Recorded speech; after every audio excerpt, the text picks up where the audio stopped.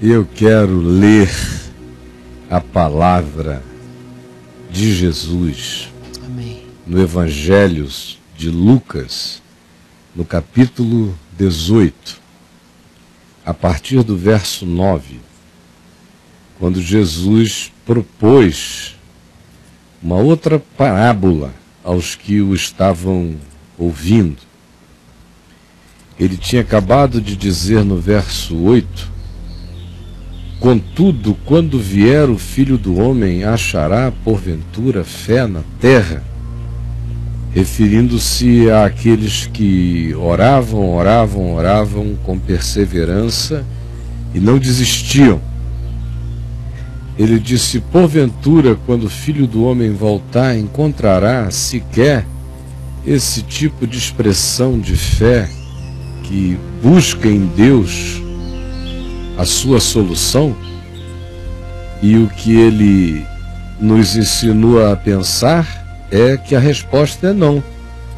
Quando o Filho do Homem voltar, não achará fé na terra. Ela vai estar escassa. Depois de dizer isso, ele lhes propôs uma parábola, referindo-se ao fato de que haveria religião na terra quando o Filho do Homem voltasse. Haveria muito pouca fé na terra. Religião, rito, culto, oferendas, sacrifícios, muita gente fazendo.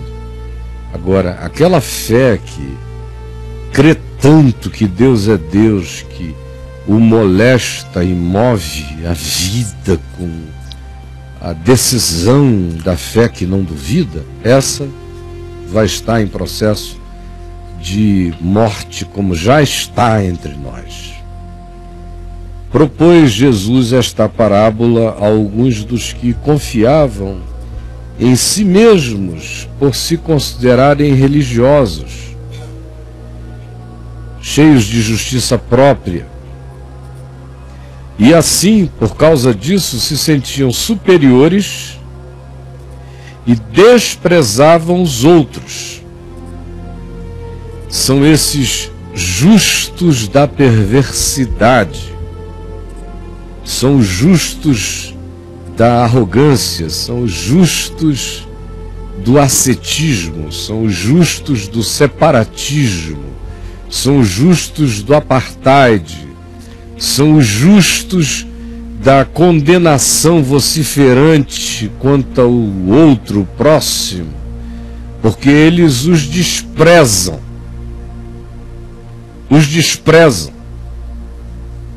Como está cheio de gente aqui agora que não tem mais fé no coração, mas está cheio de religião, e em nome dessa fé-religião, dessa religião fétida como tal, eles confiam em si mesmos, no que eles fazem, na sua frequência, na sua moral, nas suas expressões exteriores, nos seus compromissos, nas suas viagens para atender os compromissos marcados pela sua frequência, pela sua doação financeira, pela sua participação em alguma campanha projetada.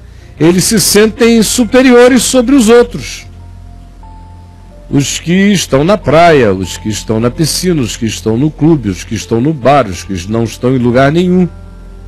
Eles se sentem assim, justos, superiores. E por isso eles desprezam os demais. Por causa desse espírito que está presente na terra e estará sempre até quando o Senhor Jesus voltar, porém sem fé, sem a genuína fé que o Senhor quer encontrar, foi que Jesus contou a seguinte história. 2 homens subiram ao templo com o propósito de orar. Mesmo lugar, mesmo propósito aparentemente confessado, orar. Porém, 2 homens diferentes. Por isso, o templo era um só. Mas cada homem tem o seu templo, mesmo que frequentem os mesmos lugares. Cada ser humano tem o seu mundo, mesmo que seja habitado por 7 bilhões de outras pessoas. Porque o que lugariza com o significado dos lugares é o homem. Desde Adão ele nomeia as coisas, mas desde sempre ele dá o significado para as coisas que habitam seu coração. Por isso aqui é um templo, um só objetivo confessado, orar.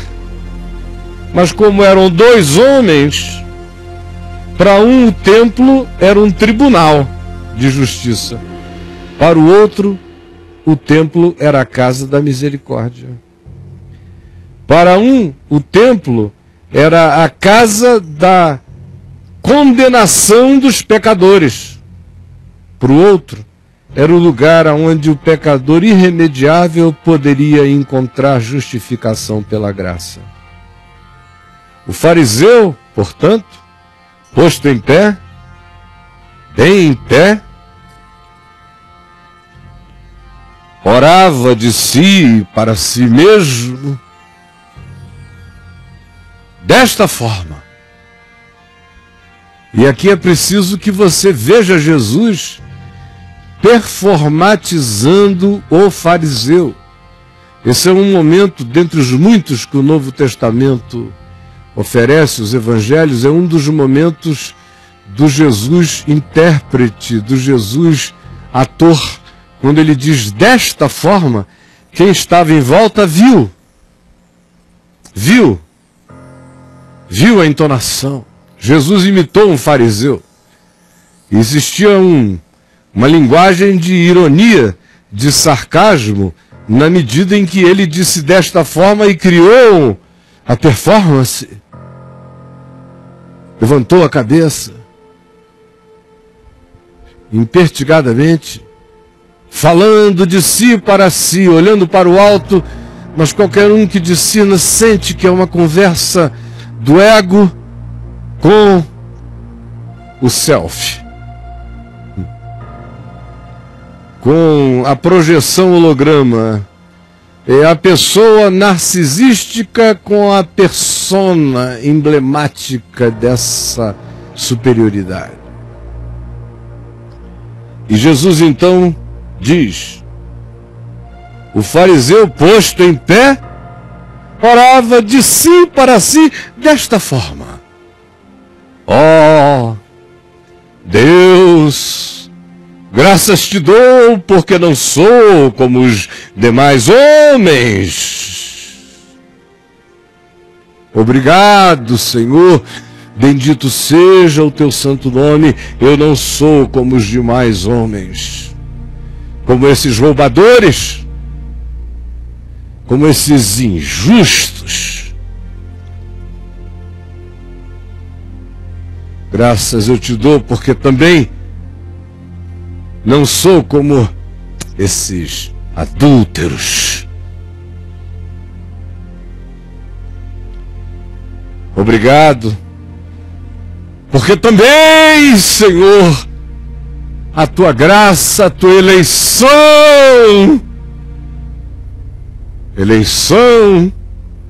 por causa do teu compromisso com os votos feitos a Abraão, os quais eu cumpro e obedeço fielmente. Graças, eu também não sou como este publicano, desprezível coletor de impostos, agiota safado. Graças eu te dou, porque eu também não sou como este gay. Graças eu te dou, porque eu não sou como essa prostituta. Graças eu te dou, porque eu não sou como o Papa Francisco. Graças eu te dou, porque eu não sou como o Caio Fábio. Graças eu te dou, porque eu não sou como Edir Macedo. Graças eu te dou, Senhor, porque me iluminaste com o Evangelho da Graça. Eu não sou como Silas Malafaia.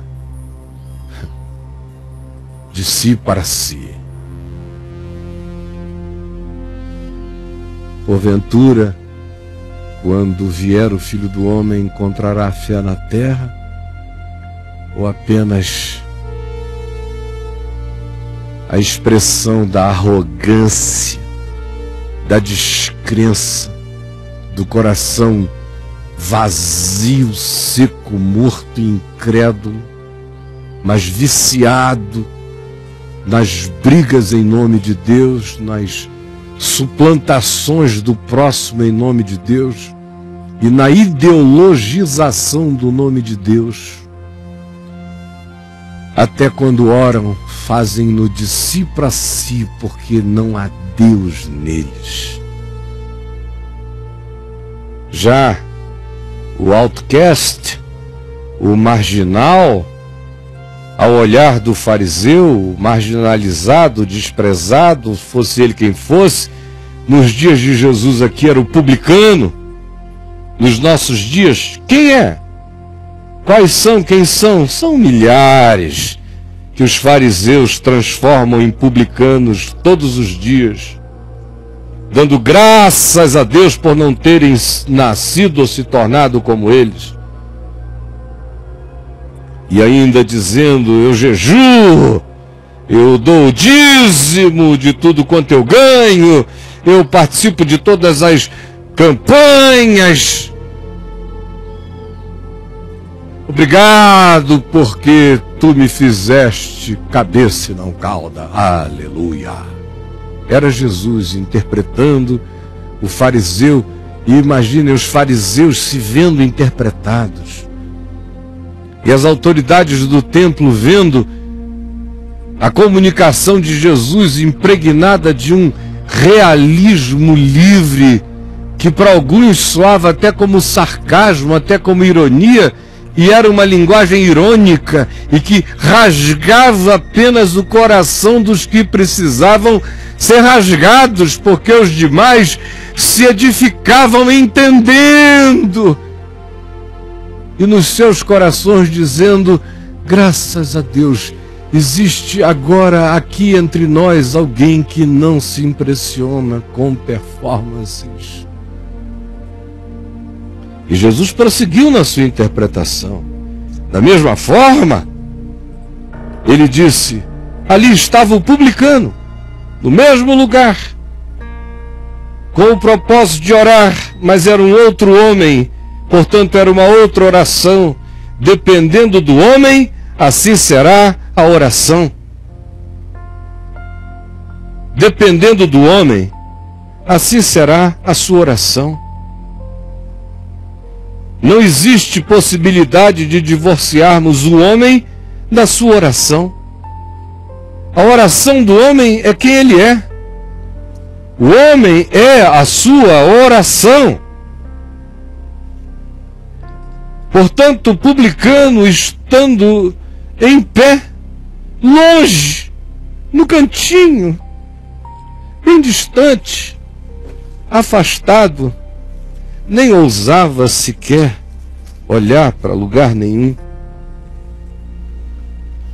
lá no seu canto. O publicano não ousava nem ainda levantar os olhos ao céu. Se escondia atrás do altar.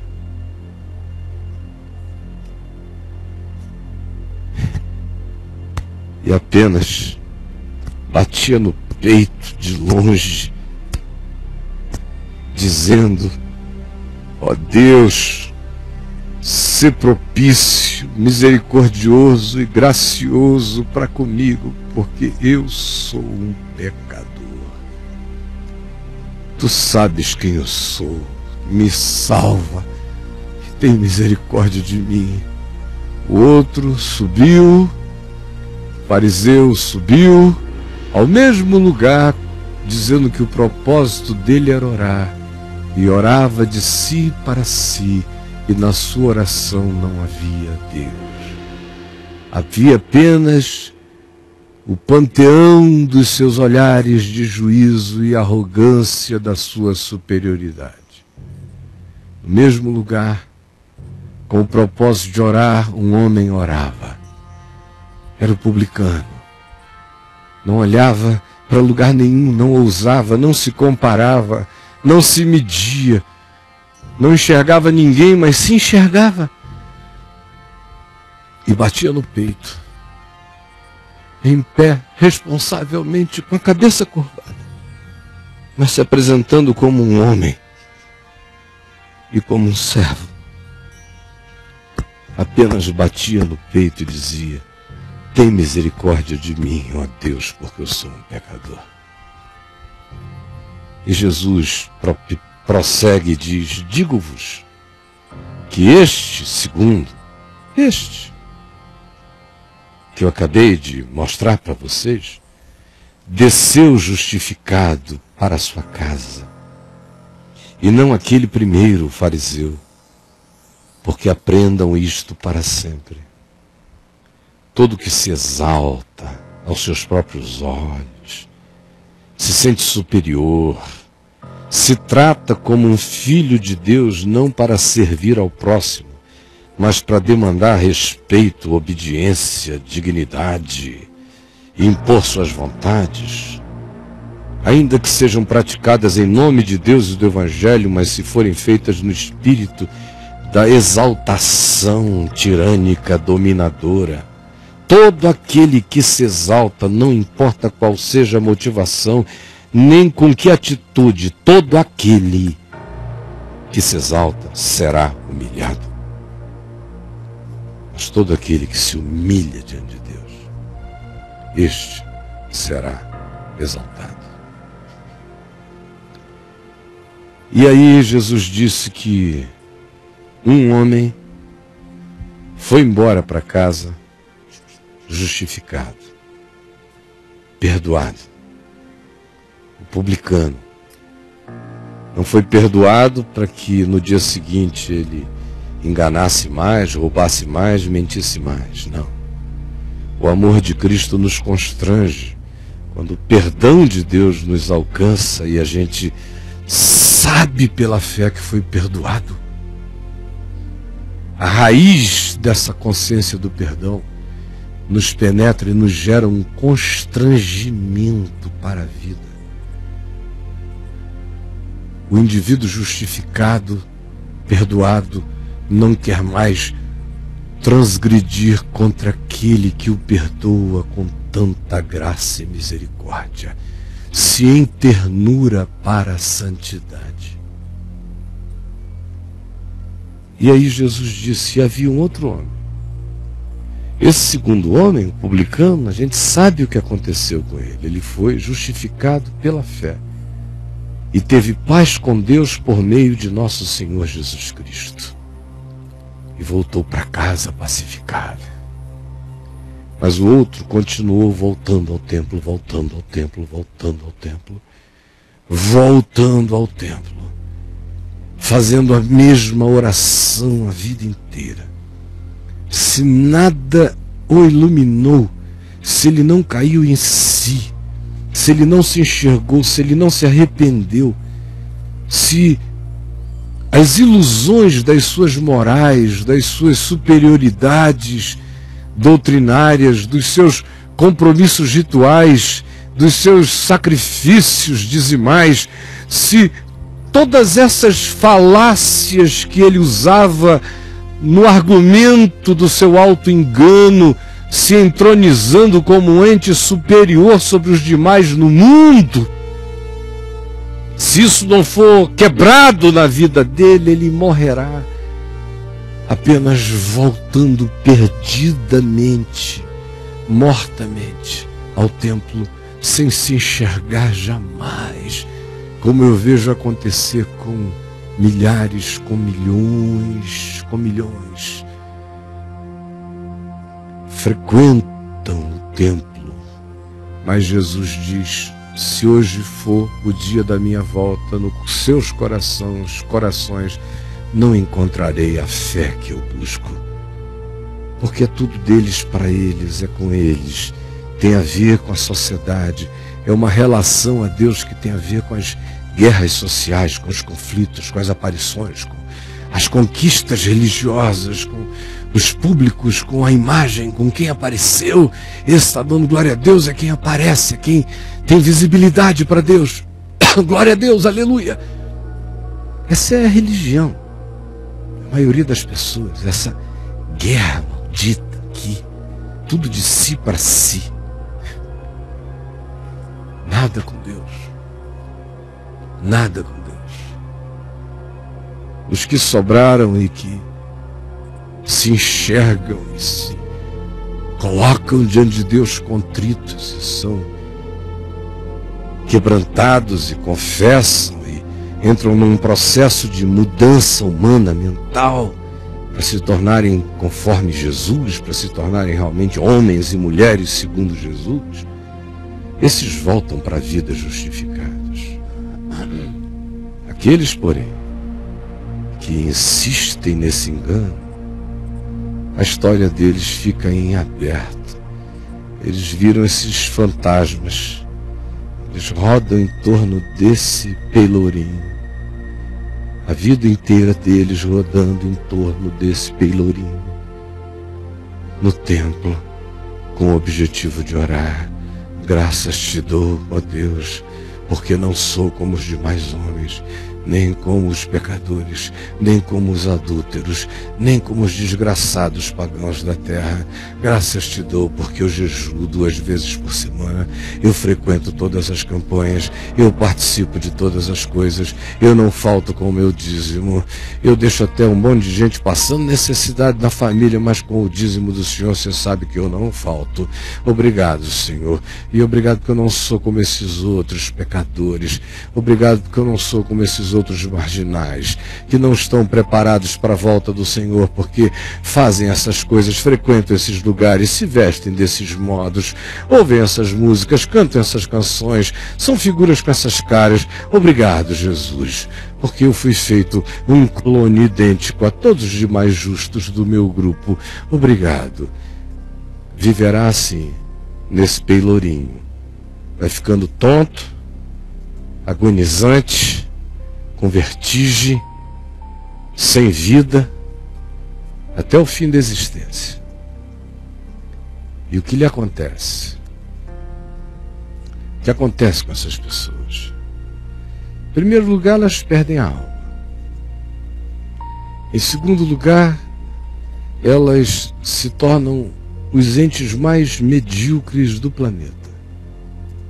Medíocres. Em terceiro lugar, o que lhes acontece é que não só se mediocrizam, mas eles são fabricantes de mediocridade planetária.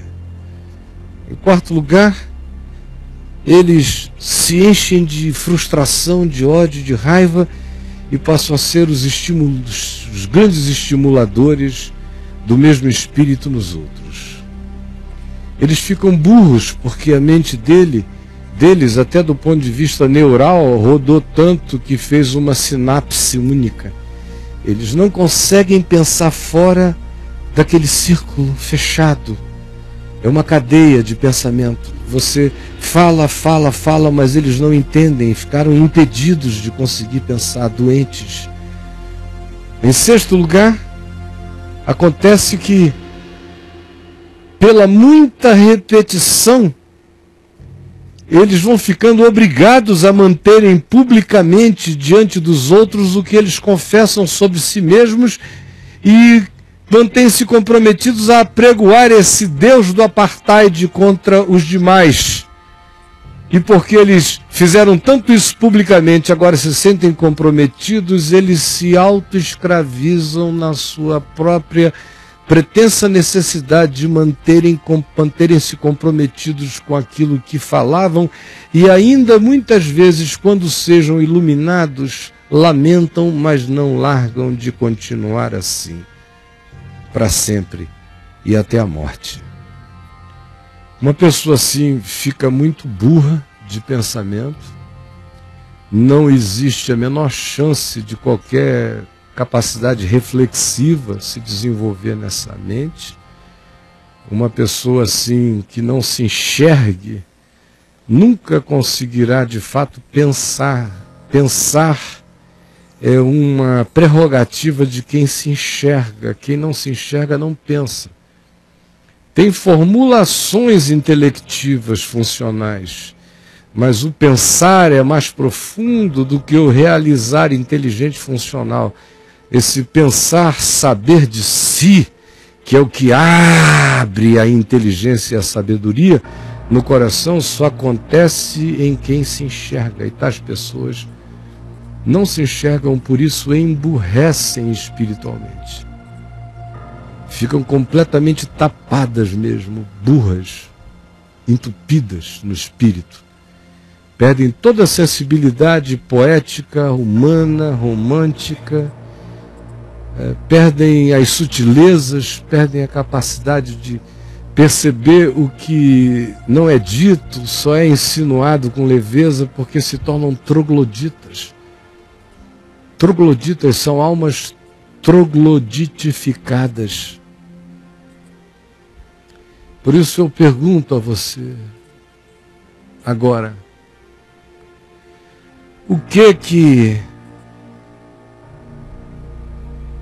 viver em nome de Jesus, de si para si, fez de mal à sua vida? O que viver religiosamente de si para si mesmo fez de mal à sua vida? Quais as sequelas que deixou? O que a religiosidade do fariseu ensimesmado produziu de sequelas na sua vida? Pode ser que você diga, mas eu nunca fui esse cara. Um pouco, mas nunca tão assim, Caio. Mas tinha meus truques. Todo mundo tem. O problema é que você foi ensinado, pastoreado, conduzido por esse espírito tantos anos, que mesmo que você não faça, você ficou impregnado dele sem sentir. Sabia? Por isso eu quero que você me responda a pergunta que vai aparecer aí. O que foi que a religiosidade sem evangelho deixou de sequelas no seu coração? O que viver em nome de Jesus de si para si fez mal à sua vida? Não está tão bem formulada essa pergunta.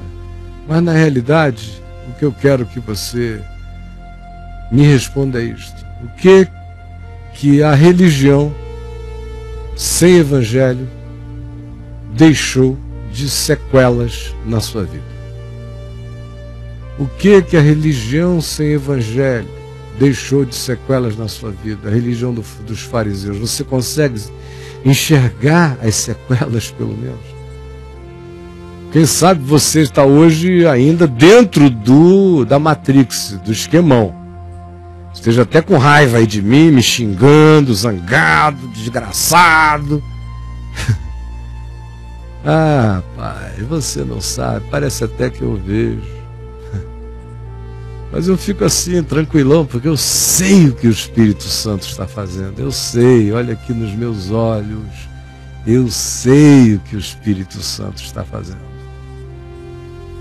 Pode ser que você esteja saindo do processo. Quem sabe você já deu passos mais adiante, você já percebeu as sequelas da dificuldade de entender, de perceber, de pensar, de compreender, como a gente fica ali preso tanto tempo que quando sai tem vertigem, não sabe, se encolhe, se apavora. Tudo é chocante.